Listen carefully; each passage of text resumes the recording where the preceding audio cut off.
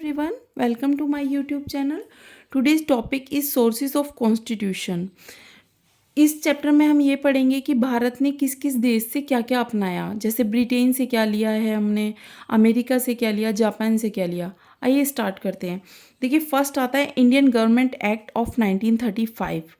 ये एक्ट इतना इम्पोर्टेंट है कि इस एक्ट में ही ये समझ लीजिए भारत ने 60 से 70% चीज़ें जो हैं बिल्कुल सेम इन्हीं को अपना लिया है। वो आपको ध्यान रखनी है। पहली है फेडरल स्ट्रक्चर। आपको फेडरल का मीनिंग पता होना चाहिए। फेडरल मीन्स होता है कि जैसे केंद्र है, केंद्र से नीचे आता है राज्य, राज्य से नीचे डिस्ट्रिक्ट। तो जो हमारा शक्तियां हैं वो आपस में बट जाएं, जिसे हमें डिसेंट्रलाइजेशन भी बोलते हैं, विकेंद्रीकरण। मतलब अपनी शक्तियों या पावर्स को का बंटवारा कर देना। अब उसको हम समझते हैं, जैसे federal structure, distribution of power. अब इसमें क्या है, डिस्ट्रीब्यूशन ऑफ पावर में हमने क्या किया, हमने इन्हें 3 लिस्ट में बांट दिया। 3 लिस्ट कौन कौन सी, यूनियन लिस्ट, स्टेट लिस्ट और कॉन्करेंट लिस्ट। इनके अंदर ही हमने कुछ सब्जेक्ट्स भी दे दिए। जैसे यूनियन लिस्ट में हमने दे दिए 100, स्टेट लिस्ट में आए 61 सब्जेक्ट्स और कॉन्करेंट में आए 55। एग्जाम्पल के तौर पे मैंने कुछ सब्जेक्ट्स लिखे हैं, जैसे यूनियन लिस्ट में army, citizenship, RBI, reserve bank of India, railway. Next है स्टेट लिस्ट में जैसे लैंड, एग्रीकल्चर, पुलिस, हेल्थ। और कॉन्करेंट में है education, forest, wild life, marriage, trade and तलाक।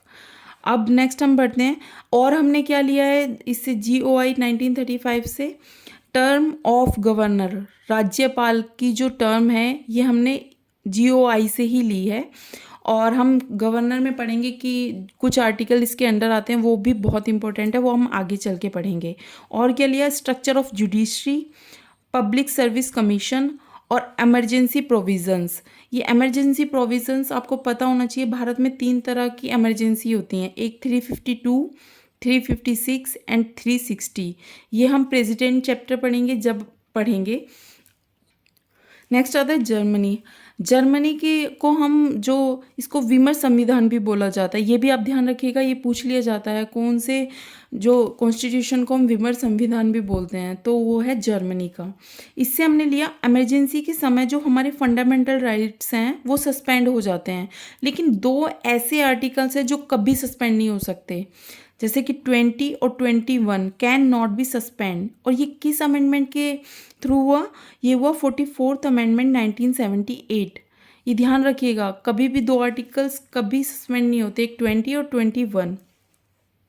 अब आते हैं USSR, जो आज का रशिया।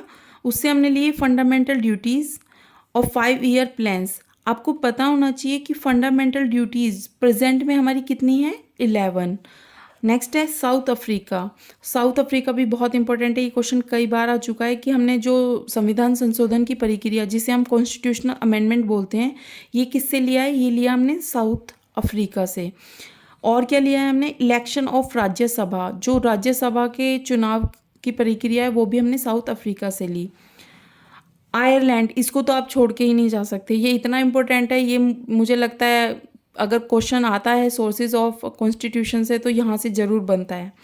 जैसे DPSP, directive principle of state policy, ये कहाँ से लिया हमने, आयरलैंड से। Method of election of president, राज्य में जो प्रेसिडेंट हमारे 12 मेंबर्स नॉमिनेट करता है वो भी हमने कहाँ से लिया, आयरलैंड से। और एक चीज़ ध्यान रखिएगा, ये भी आपको ध्यान रखना है, जो DPSP के आपको आर्टिकल्स भी पता होने चाहिए, आर्टिकल 31 से आर्टिकल 51 तक। नेक्स्ट आते हैं ऑस्ट्रेलिया। ऑस्ट्रेलिया में क्या है, क्या लिया हमने, कॉन्करेंट लिस्ट। अभी हमने पढ़ा था 3 लिस्ट के बारे में, उनमें से एक जो हमने ऑस्ट्रेलिया से ली, ये भी क्वेश्चन आ जाता है। और जो हमने प्रियम्बल में लैंग्वेज यूज़ करी है वो भी हमने ऑस्ट्रेलिया से लिया। Joint sitting of parliament, joint sitting का आपको आर्टिकल पता होना चाहिए, article 108। Freedom of trade commerce, ये भी हमने ऑस्ट्रेलिया से लिया। अब आते हैं हम USA, अमेरिका। अमेरिका से क्या लिया, फंडामेंटल राइट्स। आपको फंडामेंटल राइट्स के भी आर्टिकल पता होने चाहिए, आर्टिकल 12 से लेके आर्टिकल 35 तक। ये बात बहुत ध्यान रखिएगा, फंडामेंटल राइट्स को हम मैग्ना कार्टा ऑफ कॉन्स्टिट्यूशन बोलते हैं। वाइस प्रेसिडेंट, हमारे देश में एक उपराष्ट्रपति होगा, ये हमने कहाँ से लिया, USA से।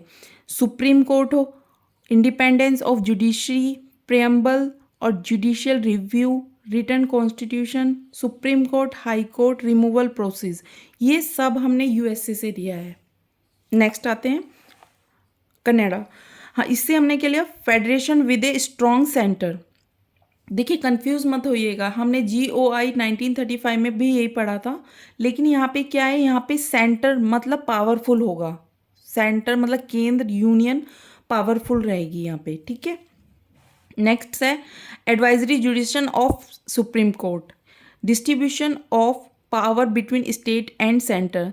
ये सेम 1935 के GOI की तरह है, दोनों ही सेम है, बस माइनर सा चेंज है दोनों में, तो ध्यान रखिएगा। नेक्स्ट है जापान। जापान से हमने लिया procedure of established by law. Britain से पार्लियामेंट्री सिस्टम और सिंगल सिटीजनशिप। फ्रांस से हमने 3 वर्ड लिए हैं, फ्रेटर्निटी, इक्वलिटी और लिबर्टी। ये 3 वर्ड्स हमने फ्रांस से लिए हैं। मैं आपको ये बताना चाह रही हूँ, जैसे मैंने आप भी DSSS जो TGT सोशल साइंस के बच्चे हैं वो बहुत अच्छे से जानते होंगे ये बात, कि पॉलिटिकल साइंस से भी क्वेश्चन बनते हैं, और उसमें ये भी आता है कि ब्रिटेन की कॉन्स्टिट्यूशन कैसा था, जापान का कैसे था, फ्रांस का कैसे था, अमेरिका का कॉन्स्टिट्यूशन कैसा था। अगर आप ये पढ़ना चाहते हैं तो मुझे कमेंट बॉक्स में ज़रूर लिखिएगा। अब फिर आपको वीडियो पसंद आई हो तो लाइक कीजिएगा, सब्सक्राइब कीजिएगा। Thank you so much, take care, bye bye.